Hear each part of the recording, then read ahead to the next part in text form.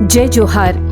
आप सुन रहे हैं रेडियो भाजपा संगवारी। समाचारों की शुरुआत करने से पहले आइए एक नजर डालते हैं आज की हेडलाइंस पर।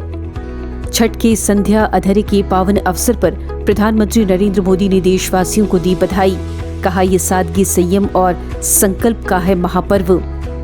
पीएम मोदी की सरकार द्वारा लागू 1 रैंक 1 पेंशन स्कीम को 10 साल पूरे। प्रधानमंत्री मोदी ने कहा पेंशन धारकों को पहुंचा ऐतिहासिक फायदा। और पूर्व राज्यसभा सांसद और भाजपा के वरिष्ठ नेता गोपाल व्यास का निधन। सीएम साय समेत अन्य नेताओं ने दी भावभीनी श्रद्धांजलि। अब समाचार विस्तार से। प्रधानमंत्री नरेंद्र मोदी ने सभी देशवासियों को छठ पर्व की शुभकामनाएं दी। उन्होंने एक्स पर पोस्ट करते हुए लिखा, छठ के संध्या अधरे के पावन पर्व पर आप सभी को मेरी असीम शुभकामनाएं। सादगी, संयम, संकल्प और समर्पण का प्रतीक ये महापर्व हर किसी के जीवन में सुख, समृद्धि और सौभाग्य लेकर आए। प्रधानमंत्री नरेंद्र मोदी की सरकार द्वारा लागू किए गए 1 रैंक 1 पेंशन स्कीम को 10 साल हो गए हैं।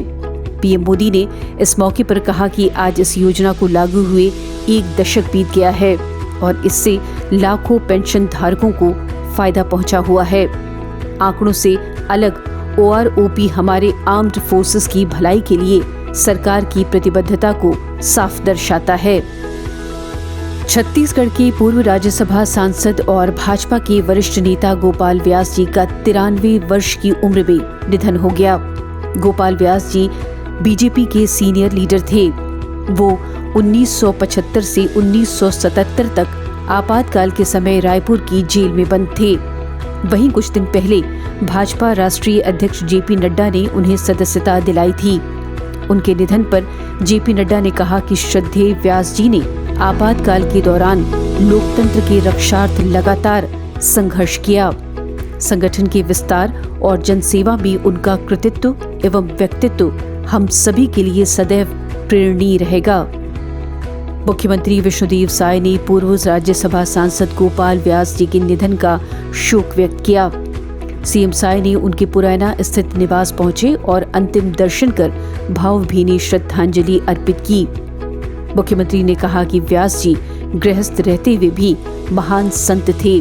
उनकी सरलता और सादगी ने सभी को प्रभावित किया। सीएम साय ने गोपाल व्यास के साथ बिताए दिनों को याद करते हुए कहा कि ये मेरा सौभाग्य रहा कि उनके साथ काम करने का अवसर मिला। बीजेपी प्रदेश अध्यक्ष किरण देव ने भी पूर्व राज्यसभा सांसद गोपाल व्यास के निधन पर गहरा शोक प्रकट किया। उन्होंने कहा कि वे छत्तीसगढ़ के हित चिंतक थे। छत्तीसगढ़ के विकास के लिए सदैव चिंतन करने वाला चला जाना हम सभी के लिए अपूर्णीय क्षति है। किरण देव ने ईश्वर से उनकी दिवंगत पूर्णात्मा को अपने चरणों पर स्थान देने और परिवार को इस मुश्किल समय में संबल प्रदान करने की प्रार्थना की। और पूर्व राज्यसभा सांसद स्वर्गीय गोपाल व्यास जी के अंतिम दर्शन में विधानसभा अध्यक्ष डॉक्टर रमन सिंह, प्रदेश संगठन महामंत्री पवन साय समेत अन्य जनप्रतिनिधि भी शामिल हुए।